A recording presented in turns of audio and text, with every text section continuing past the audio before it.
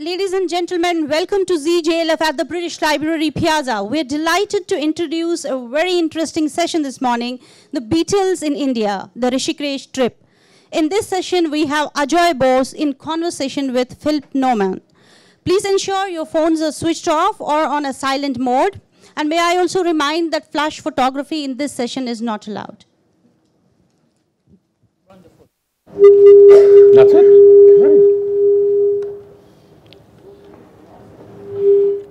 So before I turn to Philip to draw on his vast expertise on the Beatles, his knowledge of the Beatles for many decades, I'm a political pundit myself. So I've actually not much qualification to speak about the Beatles, but of course I'm a Beatles fan. So I fell in love with the Beatles as a teenager growing up in Calcutta. And they were hated by my father, who was a senior bureaucrat in the West Bengal government, and an authoritarian figure in the lives of me and my elder brothers.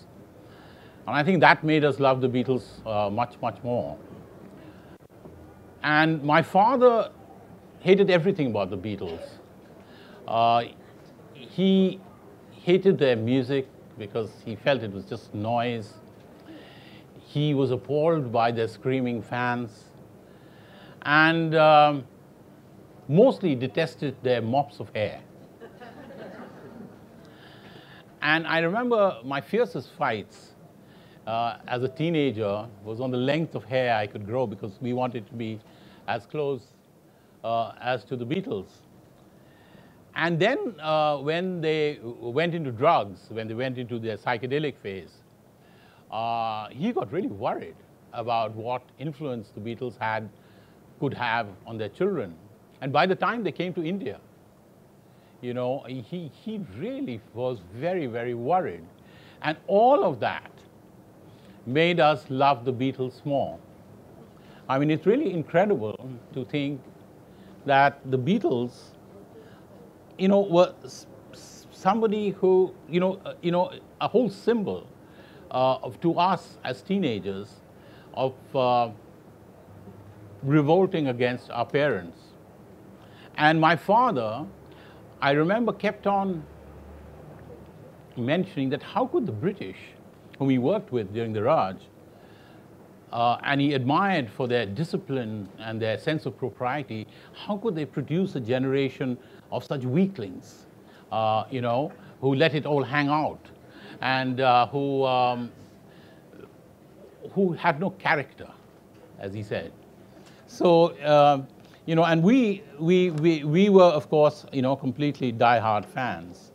And I remember taking great pleasure that the Statesman, which was this great symbol of establishment, produced the Junior Statesman. And the Junior Statesman, run by Desmond Doig and W. Bhagat, and a lot of emerging journalists, actually celebrated the Beatles when they came, to Rishikesh. And it's amazing to look back half a century after the Beatles came to India on this extraordinary paradox of my generation embracing them as symbols of modern Western culture, rejecting the stuffy old morals of our parents, even as the Beatles, repudiating their own cultural mores, reached out to ancient wisdom in India. So, I mean, that's something which is really a paradox, because we were both revolting, but from completely different ends and from completely different cultures. Two very interesting advertisements came out in the Times of India, just around the time the Beatles visited Rishikesh. The first appeared on behalf of the well-known German pharmaceutical firm Hearst, with a picture of the Beatles, asking the question, who wants tradition in the Beatles generation? And providing the answer, reputable people in this company do, as tradition sets a standard for the future, a standard of excellence. On the other hand, another advertisement shortly afterwards in the same newspaper conveyed a far more gung-ho message about the Beatles. It was Bombay Dyeing, India's most well-known towel company, And it proclaimed, most towels at Rishikesh are made by Bombay dyeing, created with concentration, comfort, and care to hug you dry before you can say George Harrison. The Beatles' trip to Rishikesh ashram even managed to raise a storm in Parliament.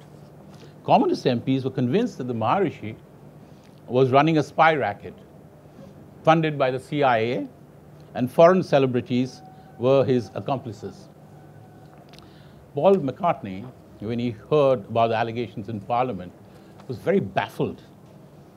So he told newsmen, can you imagine? They think that the British are coming back and we are spies working for the government? The Marishi, of course, was more sarcastic. He said, but I thought it was these communists who supported the Chinese when they invaded India a few years ago. So that went down, quite. But, so it's quite amazing that this whole clash between modernity and tradition played out in a big way when the Beatles were at Rishikesh. And I think that when we look back 50 years later, it is quite amazing that this very unique engagement between an emerging post-colonial generation in India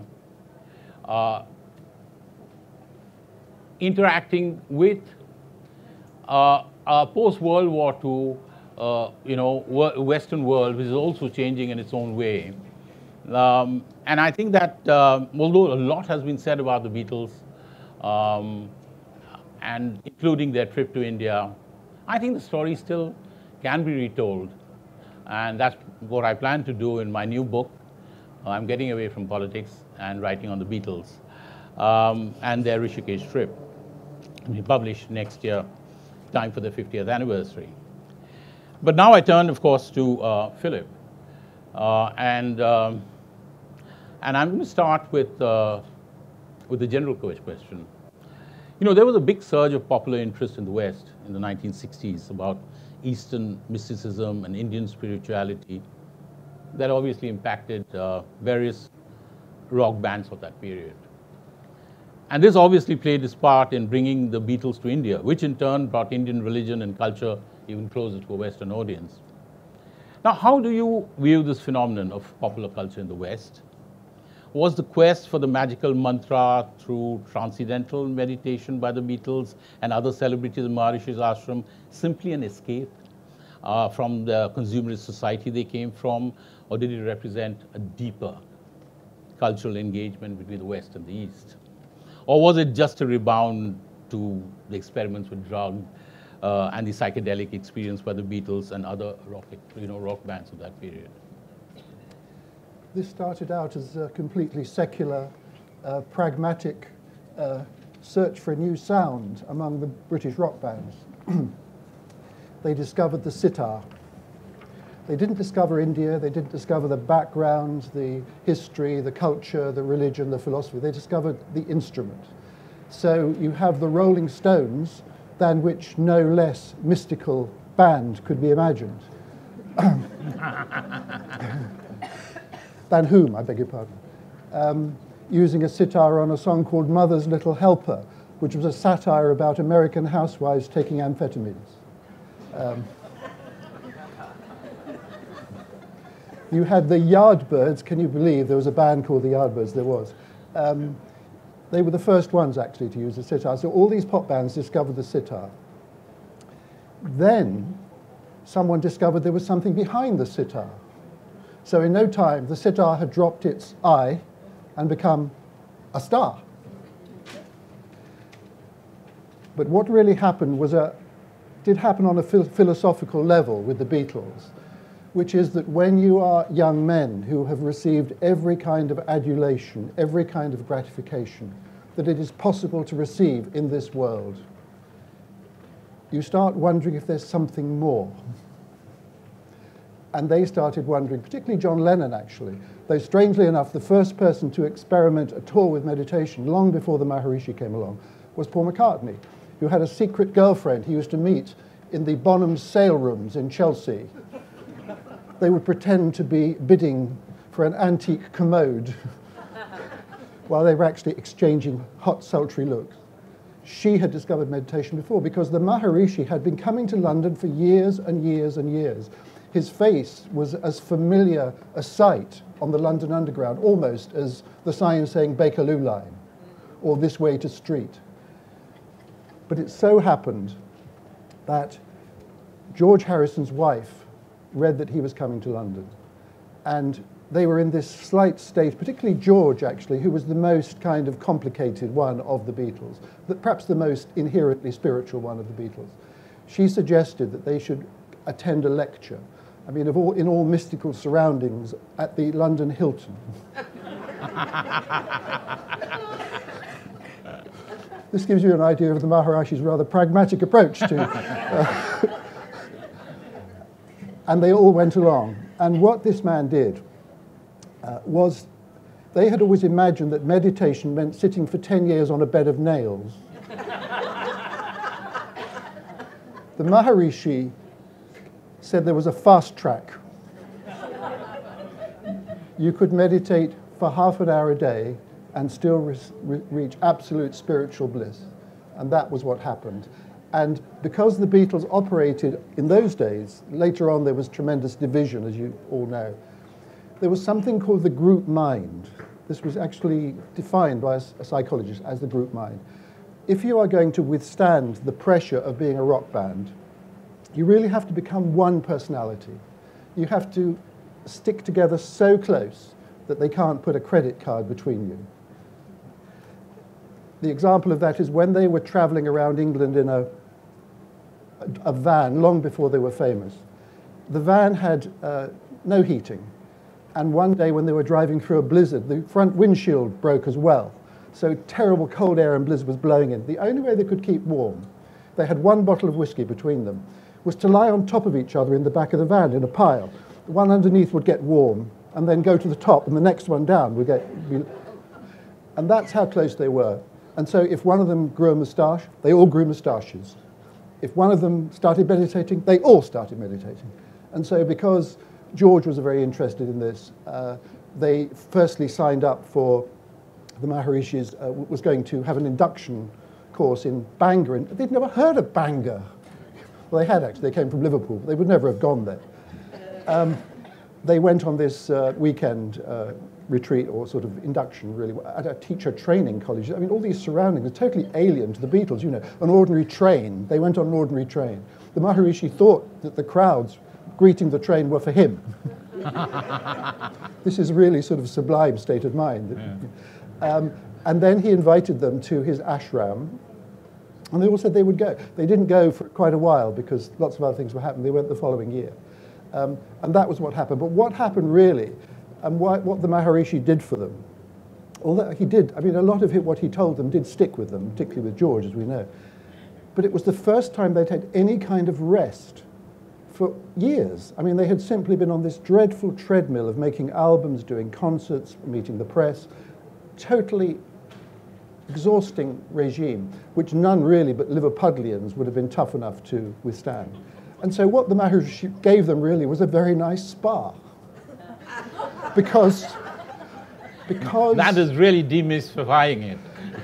They didn't have to do anything except sit around, do their half an hour, you know, fast-track meditation, feed monkeys in the trees, and have nice, non-threatening Indian vegetarian food, which Ringo Starr still couldn't stand, so he took a lot of baked beans with him out there. And that did them a heck of a lot of good. So whatever else happened, and however badly it ended, and it did end rather sort of, you know, unpleasantly, very unfairly on the Maharishi. You're answering all my questions, I must say. You know, in the first one.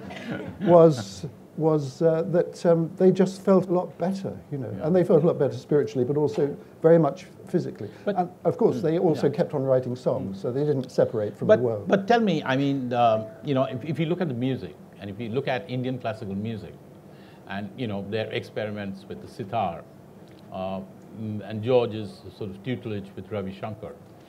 And I'm talking about also some other rock bands who used it. How deep was this engagement? How much was the fusion music? How much did raga rock really take off? What kind of shelf life did it have? How would you rate it when you look back? They didn't call it raga rock at all at that time, as you know. Well, it was part of the counterculture of the 60s, which consisted in a very sort of mass movement towards deeper meaning in life. In fact, the 60s generation in Europe, particularly in Britain, had nothing at all to complain about. Nothing. They were totally adulated. They were simply almost worshipped, because it was that land of, that time of the swinging 60s when youth was just everywhere, prominent. You'd given fantastic prominence in every way, not just in music, but in fashion, in design, journalism. I'm here to tell you everything. And so this search for a deeper meaning embraced all of the, everything that India could have to offer, because India had been on that search for millennia.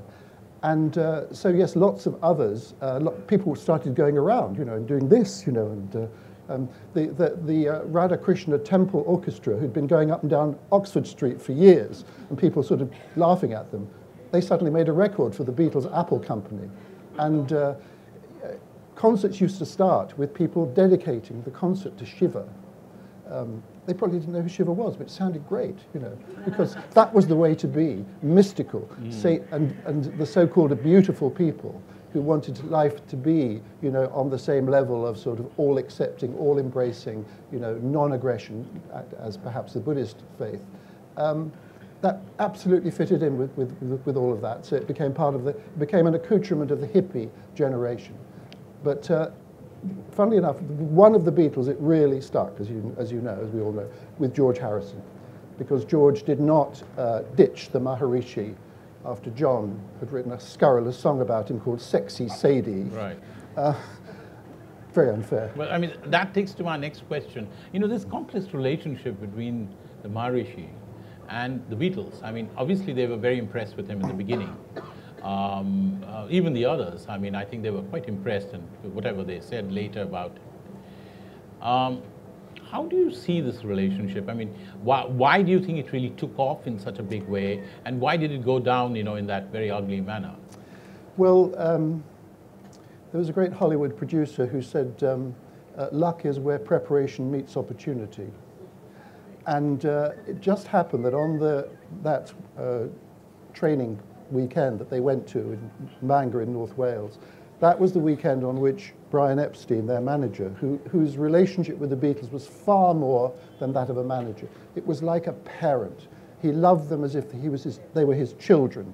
He was a gay man in an era when you could not admit to being gay, and all of his every yearning that he ever had to have a family and to have children, he visited on the Beatles. He was found dead in London of a barbiturates and alcohol overdose, just at the moment when they were absolutely bereft. He actually spoke genuine words of comfort to them, and to the effect that death is just a stage in existence, and try to remember that Brian is in a better place. All of the things you would want to hear at that time. And that really was what sort of bonded them more than just the initial session in the Hilton Hotel. All right. Now, this is a character called Magic Alex Modus, whom in your book you say that John started calling him his new guru. And he plays this very curious role at Rishikesh. And there are many people who feel that he actively sabotaged the trip because he was jealous of the Marishi, and there was this new guru in their lives. And then, of course, Alex, of course, went on to deny all these allegations because there was a lot of speculation of what he did, and this whole thing which went down with Mia Farrow and other girls, and this very sort of almost comic end to tragicomic end to that trip, which was they were so euphoric, they were so mystified, and then you had Sexy Sadie. So I mean the huge fall. So what do you think the role of this guy? I mean, this Greek who's a sort of technical wizard, but also a fixer, in all kinds of deals. So I mean, can you tell us a little more about him?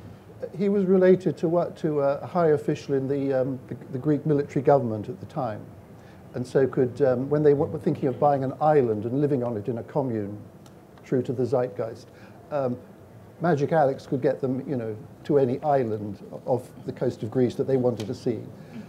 He has been somewhat maligned because some of his inventions, like houses that could hover a short way above the ground, did not come to pass. But mobile phones did. So he did have some great ideas. But of course, the traducing of the Maharishi for sexual impropriety was utterly absurd. Now, other gurus might have strayed. I think some did, actually, one in particular. But you talk about Rajneesh. Yes. Yes, whose disciples included the Marquis of Bath. The Marquis of Bath followed, and his son, who is the weirdest man in the cosmos, you would expect, but not him, because he wore a suit, a three-piece suit, and a bow tie. But he was still following. Right. So the Maharishi had never had a hint of impropriety. Now, that's not to say that he wasn't quite an operator. He actually had a helicopter. And John, being so very naive that John was, and also so very impatient, thought that the Maharishi was going to tell him the secret of life. And after about a week, Maharishi hadn't told him the secret of life. And John said to Neil Aspinall, who was their sort of like the fifth Beatle, really, I'm going to ask him to take me up in the helicopter, and perhaps he'll slip me the meaning of life up there. So they were starting to get and they were starting to write songs, which a lot of which turned up on their next album. But of course, around any band, not just around the Beatles, but any major band, there is a court that sort of rivals the court of Louis XIV, with people stabbing each other in the back all the time and fighting for little marks of favor and precedence. And of course, yes, they were very much taken with the Maharishi. John, being John, showed his affection in a way that perhaps is not even admissible now, because the Maharishi was a diminutive gentleman. And they were sitting in a prayer circle, and John got up to leave, and he patted the Maharishi on the head and said, "There's a good little guru." So perhaps that was a sign that the mystique. And they liked his giggling. They liked his they liked his giggling. But again, he had a slight, should we say, a slight falsetto touch to his voice. Yeah. Yes. But of course, as the enchantment was starting to wear off a little bit, and the backstage politics started, and with this rumor that had never had any foundation at all, was starting to go around about Mia Farrow.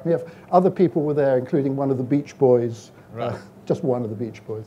Love, right? Love, yes. Well named, yes. Yeah. And so John actually went in and confronted him, in a sort of very unpleasant kind of tough Liverpudlian way, And the Maharishi was genuinely shocked by this, and it was a very horrible ending. Ringo had gone home because he'd run out of baked beans already. Even Paul had gone home. Paul went home, although, funnily enough, Paul already had a meditation sort of chapel in his garden, a chapel, whatever it would be, meditation place. Paul wasn't disenchanted, Paul just had other things to do.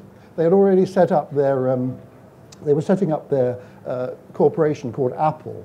So on the one hand, they were talking to financiers and bankers, and on the other hand, they were talking about almost imagine no possessions. So Paul did go home early, but John was still there, and there was a horrible scene, and then John and his wife Cynthia, who all of their wives and companions loved it there because they had the Beatles' undivided attention, which was very, very rare. So they were, Patty Harrison, George Harrison's wife in particular, who was really serious about this, and it was a tragedy for them, yeah. But despite all this ugliness, despite all these fights, they did produce this amazing, amount of creative work. And I mean, probably that was their one period where they produced so many songs so fast, or at least laid the seeds of some songs which later they sort of amended. Why do you think it gave them such a big sort of, a boost to the creative energy? I have to say that their output was always phenomenal, right from the very beginning. And they had to write, they didn't, now they were going to India to write songs, but they used to write songs in hotel rooms overnight between concerts. They were under a terrible amount of pressure to produce, a single every 2 or 3 months, a single record, an album, 2 albums a year, because everybody, amazing to think this, the Beatles were told, like everyone else, in the pop business was told, this isn't going to last. You've got to make the most of this. This music is going to blow up. Something else is going to come along, you know, and don't think it's going to go on forever. Don't think it's going to go on for 50 years. No one even imagined it could go on for 20 years. And so their output was amazing, and it went into their music. Of course it did. What happened really with George Harrison was that it gave George Harrison an edge on Lennon and McCartney. Lennon and McCartney's talent was so extraordinary, and it was completely crushing to George Harrison, who was also a would-be songwriter. George would have 1 or 2 songs on a Beatles album. The rest would be solid John Lennon, Paul McCartney. But as soon as Indian musicians came into the room, you know, with their instruments, George was in charge. You know, it gave him a power point in their musical relationship. But he still couldn't get anything like the number of songs he wanted to get on the Beatles album. So that accounts for the triple album, All Things Must Pass. Triple album, absolutely full of all the songs George wrote, very much under the influence of Indian culture, Indian religion, which he hadn't been able to place with the Beatles before that. I mean, obviously, the reason why the Beatles went to Rishikesh was to recharge themselves, and that was, I think, successful in terms of the amount of songs they wrote. At the same time, despite this burst of creative energy, many people feel that it was at Rishikesh that the seeds of their ultimate breakup were laid. Is it true that that trip somehow, where it put all of them together, without touring, without recording, did it sort of make them feel that they were fairly different people now, and that sort of stack, as you say, of 4 sort of bodies was now separating, and that they needed to kind of go on to do different things? I mean, obviously, even in their relationships with their partners or their wives, things had started sort of also unraveling.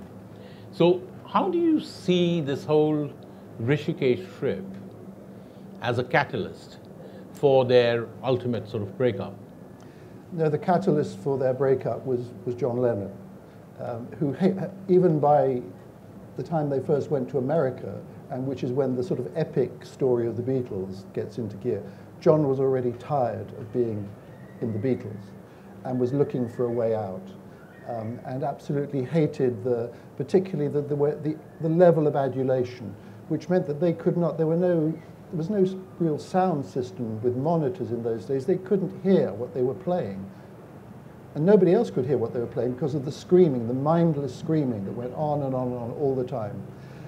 And John was absolutely sick of that long before they went to India and was looking for a way out.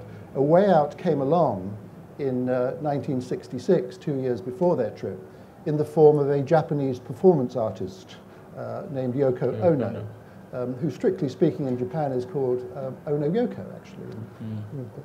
A piece of completely irrelevant and stupid trivia for those who like it. And so what John saw in Yoko, John had this very strange condition that a lot of people of genius have, of envying and wishing they were another kind of talent. So that F. Scott Fitzgerald would have preferred to be a football player. Ernest Hemingway would rather have been a deep-sea fisherman. Right. Evelyn Waugh would have rather been a captain in the Coldstream Guards than being a literary marvel that he was. John thought his music was not art, but he thought Yoko's Granny Smith apples with a bite taken out of them were art. And indeed, they have proved. And Yoko was John's way out. And Yoko was already sending John postcards at Rishikesh, usually consisting of one word saying, breathe. Things like that. And he used to go off to the post office, right? Yes. To collect his postcards. And they were coming in sort of in plain envelopes, like pornography, yes, as well. And the others did not want to stop this. George George was tired of the adulation, but they had really already made the decision to stop touring and go into the studio. And they would send the records out on tour instead of going out themselves. Like Elvis Presley used to send his car on tour. They would send Sgt. Pepper album on tour. And so, you know, they still had felt they had a lot of creative, you know, distance to go. But John was already really kind of reneging on the group mind. But it certainly it was the beginning of the end of his marriage, certainly, yes. His first marriage. Finally, you know, as you said, the Beatles never really thought that they'd last for more than 20 years. But it's 50 years, and we're still discussing the Beatles. People are still writing books about them. You mean me? And me. I mean, you know, thinking of writing a book on the Beatles. Yeah, I mean, no, it's incredible. I mean, how the saga of the Beatles carries on and on and on. And what is behind the Beatles? I mean, why? I mean, it can't be just the music. I mean, what is so special about the Beatles, which, you know, makes them go on and on? They had a very great character for a press and publicity officer called Derek Taylor, who, his own way, is nearly as famous as any of them. I mean, he had a great formula. He's about taking LSD. He said, "You mustn't take LSD. If you want to take LSD, you've got to take it in the middle of a cornfield next to the Archbishop of Canterbury. You must never take it on Reading Station surrounded by a lot of drunken soldiers." He'd obviously done both. And he said the Beatles story is the 20th century's greatest romance. And it is.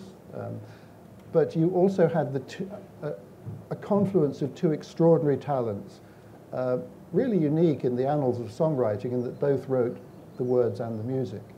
And they were so symbiotically involved creatively with one another that one could finish a song that the other one started. This to me is summed up in the perfect metaphor for me is the fact that Paul, as we all know, is left-handed. John was right-handed. But Paul could play John's right-handed guitar and John could play Paul's left-handed guitar. And that to me symbolizes the interchange of their creative spirit. And that was an extraordinary coincidence to happen at a little sort of church garden party in 1957. But what they both had in their different ways, and what the Beatles had, was huge, huge, unbelievable charm. This is supposed to be the great English failing. Not sure it's true anymore. And so the youngest child today who hears a Beatles record, many of whom were actually aimed at children anyway, is immediately captivated. The charm still lives in this music to an extraordinary degree, and the love that they generated and continue to generate is just sort of, you know, on a spiritual level, all on its own, really. And that is why, you know, when Paul McCartney, even the time they went to India, thought, this is not going to last, I'd better become a professional songwriter and forget about performing. He's still out there doing 3 hours a night without an intermission, and not a sip of water either. Incredible. Yeah. Incredible. I mean, that, of course, I mean, Mick Jagger beats everybody, but it's incredible. Did you ever feel, when you were writing these books so many years ago, that you know, that they would last for so long?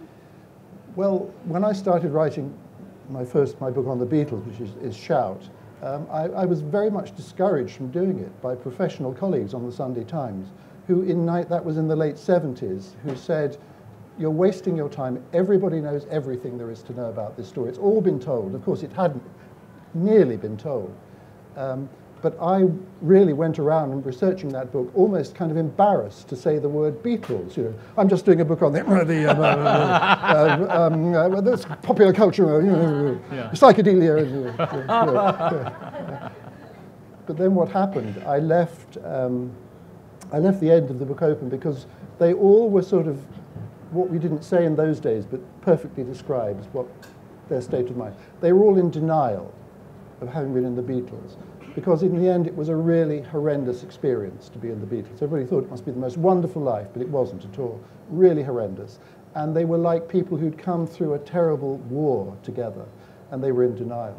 John had just re-emerged to make his first album for 5 years, and I thought maybe that I would be able to get over and see John in New York. That was in 1980.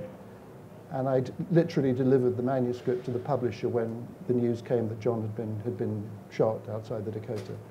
And that really was the point at which, up to that point, everybody had been kind of expecting they would come back. But after that, of course, they never could come back. And that was when the serious Beatlemania set in after that. It's really incredible. I mean, you know, the magic of the Beatles lives on and on and on. And before we sort of throw open the session for question and answers, I'd like you to see something, a little clip of what the Beatles means in India still.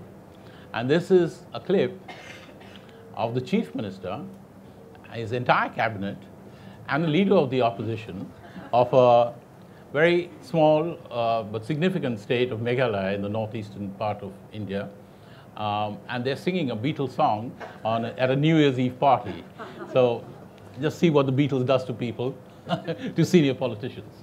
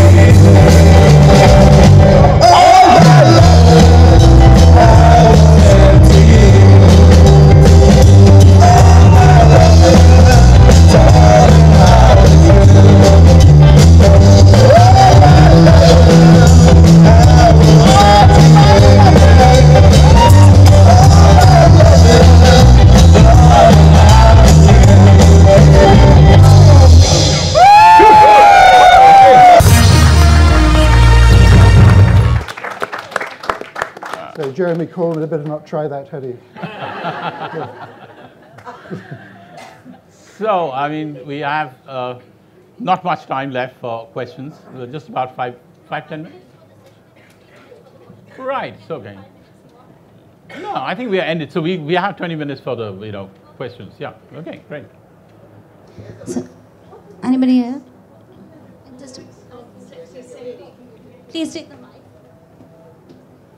Hello, you said Sexy Sadie by John Lennon was the sign of a rift in Rishikesh. What were the lyrics about? Sexy Sadie, what have you done? You've made a fool of everyone. That's how it started. Right. Can you just tell us more about that? Please take the mic. I'm just asking if you can tell us more about that whole fall from grace. They'd been there for some time, and with Mia Farrow and her sister Prudence, who wouldn't come out of her bungalow, so John wrote a song called Dear Prudence, which was his efforts to get her to come outside.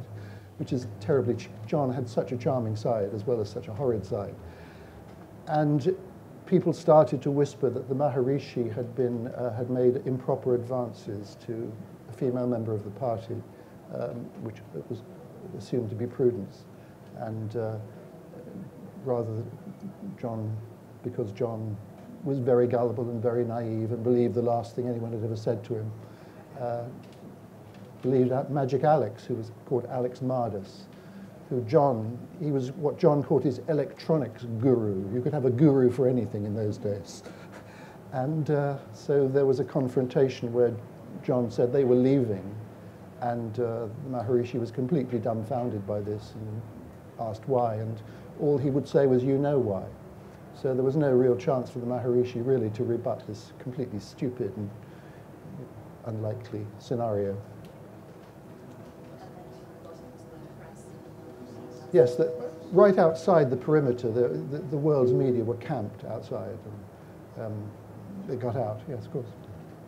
And there's a little side story to this. The day they left, and how they left, was completely chaotic, because their car kept breaking down.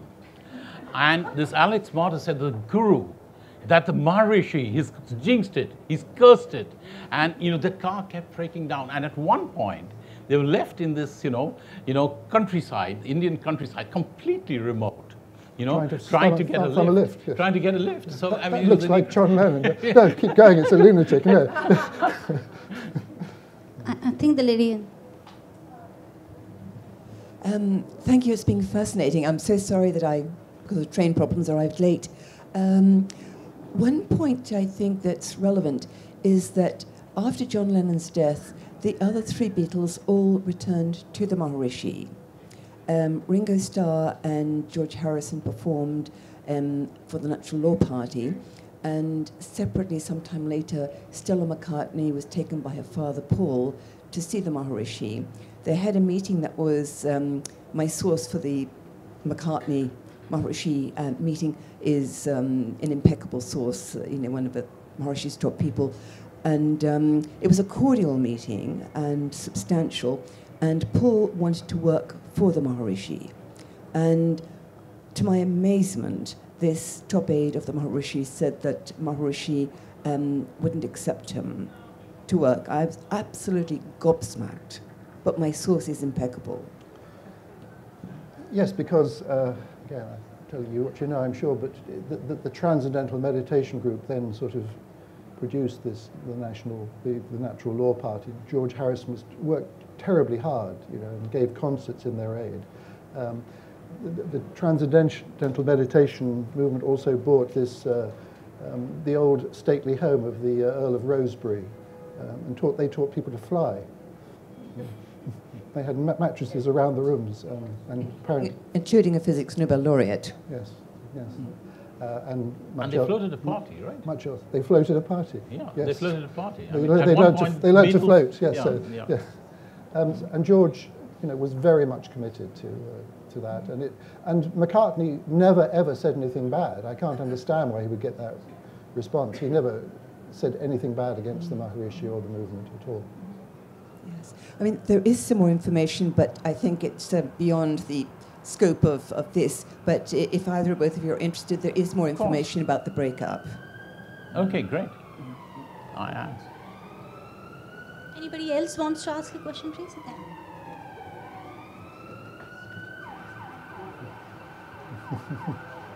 How influential do you think this time was, and the music that the Beatles then wrote was in raising sort of awareness and interest of Indian, South Asian music in the UK and in the West? Well, it went very deep with a lot of other bands. I mean, perhaps deeper than it had with the Beatles, and very good guitarist, John McLaughlin, was the centre of something called the Mahavishnu Orchestra, a band called Family as well, were tremendously influenced, and lots of others too. But of course, fashion is very transitory in the pop business, and actually, people who'd used sitars, and the next week they discovered two-neck guitars and moved on. You mentioned the sitar. Ravi Shankar was already well known in the West. When I got to America in '61, I could go to a concert of his, and so did these people pick it up from Ravi Shankar? Well, he was the most visible master of the instrument, and of course George Harrison really became his disciple.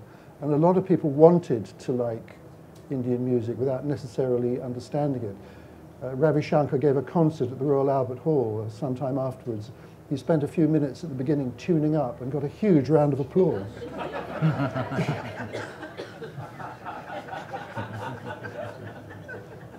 Can I ask you one more question? For me, at that time, listening to music, the Beatles were the only people who wrote songs where you could hear all the words clearly, properly enunciated. And that was very interesting appeal that they had, which the Stones never had. You had to really decipher what they were saying. He did, although the Kinks, Ray Davies, was absolutely clear. He was the first real British pop singer. He was singing about British things. You could hear them. But right at the beginning, you couldn't really hear the beat, firstly because you couldn't hear them, and secondly because the screaming was too loud. So Bob Dylan, when he first met them in a hotel room, said, I love that sign in your, that line in one of your songs.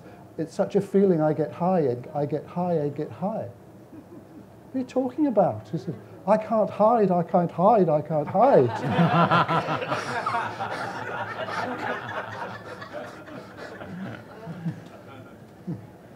There's another question here. That was from I Want to Hold Your Hand, needless to say. Hi, Philip. Thank you for your insight. It's fantastic to hear it from you as well as your book. I just wanted to focus on the legacy. I think there was a mention by Ajoy about what is it about them, and I think it's to do with. I mean, they were popular, obviously, and they appealed directly to the ordinary kid. Could you speak a little louder? And I was one of them in the 60s. And it removed this layer of the elitist appropriation of culture. And Lennon famously said, those in the front, please shake your jewelry. And I think that was symbolic of what they're about. And I liked them, and they were accessible to me, rather like Ajoy. But also, I think if you look at the poetry and the lyricism, it's remarkably enduring. And the second point I wanted to make about the legacy is that actually I grew up with the Beatles, and I had no concept of what spirituality was. Actually, it was through them that I discovered my, if you like, Indian spirituality, because it was an okay thing to do, and it's not just wearing wide lapels and flowers in your hair. But actually the legacy remains. If you look at the concept of mindfulness, reflective practice, even the famous Donald Shon, who talked about the reflective practitioner, was influenced by what that transition from the very sort of black and white Elvis Presley twist and shout to what Lennon talked about in Imagine. So I think one of the reasons why they broke up, in my opinion, is you talk about the descriptive side of it, which is they had plenty of time and that they could feed the monkeys and all that. I would put it to you, they broke up because it was the first opportunity they had as famous people to reflect on their lives, to reflect on where they want to go, and that's profoundly, dare I say, South Indian. In its roots, the Buddhist concept of reflection, and I think it's very powerful, and we probably haven't paid sufficient attention to that. And I think that I've resonated with Lennon mostly because I think he was a very reflective man, and it doesn't surprise me that Mccartney got on with the Rishi. Because they're both basically capitalists. They're very good at absorbing the wealth that they attracted, and Lennon probably saw beyond the Maharishi. You've actually raised two very interesting points. The first is about, this story is so much about the British class system as well. And up to the time the Beatles came along, pop music had been for the lower classes. It had been blue-collar music, rock and roll. Nice kids from grammar schools were supposed to like jazz. That was acceptable. Or perhaps the blues, because it was related to jazz. And suddenly, the Beatles' second album, the first one showed them as these chirpy kind of working-class lads looking over a balcony with big smiles. The second one, their faces were half in shadow, and they were wearing polo necks. They looked like they come straight from the Parisian left bank. They absolutely reached to the middle class with that one image. And they weren't playing middle-class music. They were still doing R&B, basically, with a few Lennon-McCartney songs. But suddenly, it was okay to like pop and to know about pop as well, because they'd go on this ridiculous show called Jukebox Jury, and they'd know all about these sort of people like Howlin' Wolf, you know, all of these really hardcore blues people. That was suddenly cool to know that. And what you say is true about they were going in towards their 30s, and they had wives or long-term relationships. In John's case, a totally obsessive attachment to Yoko. And they didn't want the group mind anymore. So yes, they were all really ready for it. John was the one who started it. If I might, come into it slightly, because, what intrigues me about the Beatles and what we thought of the Beatles growing up in the 60s were their radicalism. And the Beatles were probably less radical than many other rock bands. And I remember, our first introduction to kind of radical, pop this thing was through the Beatles, really, because we moved into the Beatles from the old sort of Cliff Richards, Elvis Presley sort of groups, and the Beatles for us was that, but obviously moved on. And I remember, for me, I went on to become a Naxalite. And it was, it was really funny, because I remembered in my Naxalite days a song called Revolution, and about China's chairman being our chairman, which was sort of, on the walls of every, in Calcutta, on every wall, the China's chairman is our chairman. And briefly, as I was in my Naxalite phase, it sort of went through my mind that, John had written about this, and that you're not going to get too much popularity, with this slogan. But it's, it's quite a strange paradox in some ways of the Beatles not being that radical and yet introducing to a very large body of young middle-class Bengalis in Calcutta, this whole thing of being radical and this whole thing of drugs, of doing, just revolting. You have a question? No, you see, Revolution at that time was a counter-revolutionary song. So please. Yeah. Revolution, we regarded as we were dancing in 60s to this thing, was a counter-revolution. Beatles were counter-revolutionary in Tory. The Stones, street fighting man, they were supposed to be radical. These are contemporary beliefs I'm reporting on. I'm not judging, but Beatles were not left. Beatles were. But they introduced radicalism. It's really funny, Meghnad. They introduced, as Philip said, they changed the way the middle classes could see themselves. Absolutely, radical chic. Radical chic. Yeah.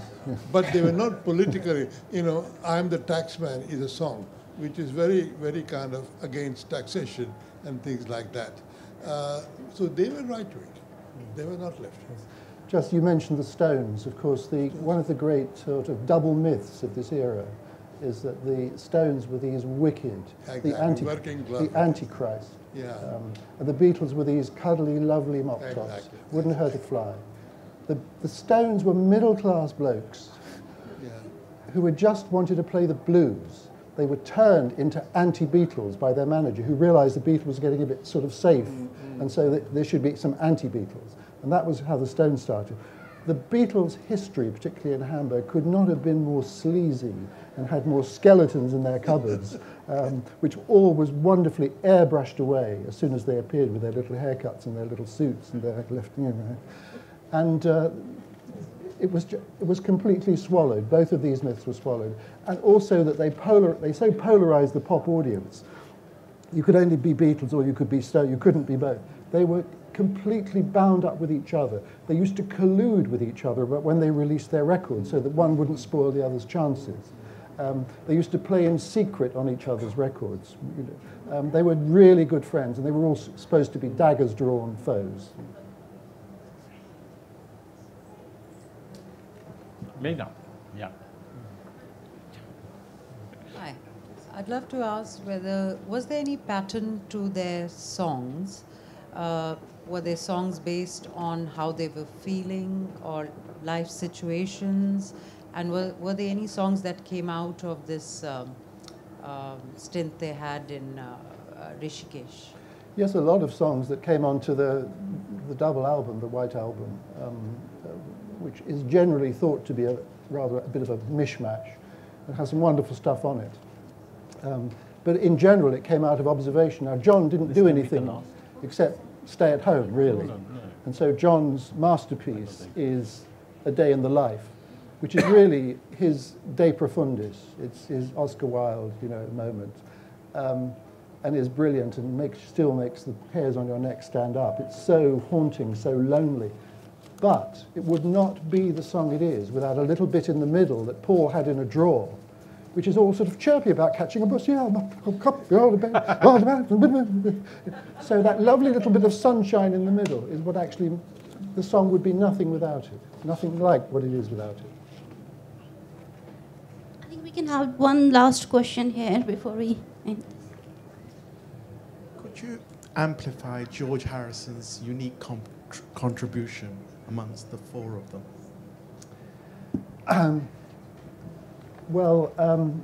don't want to get into trouble here. Get into trouble, Philip. In the beginning, George was the one who painfully mastered the guitar riffs that they heard on Chuck Berry records, other records, R&B records, which they used to have to play because they didn't have songs of their own in those days, really. They were a covers band, what we would call a covers band. And George had the absolute dogged determination to learn to play the electric guitar like they sounded on records from the States, which used to come into Liverpool on the transatlantic liners, so people heard them before they'd heard them in London. And George was around two men who we would not say each one was a genius, we wouldn't dispute that. And that really did rub off on George. And he did write 2 or 3 really great songs.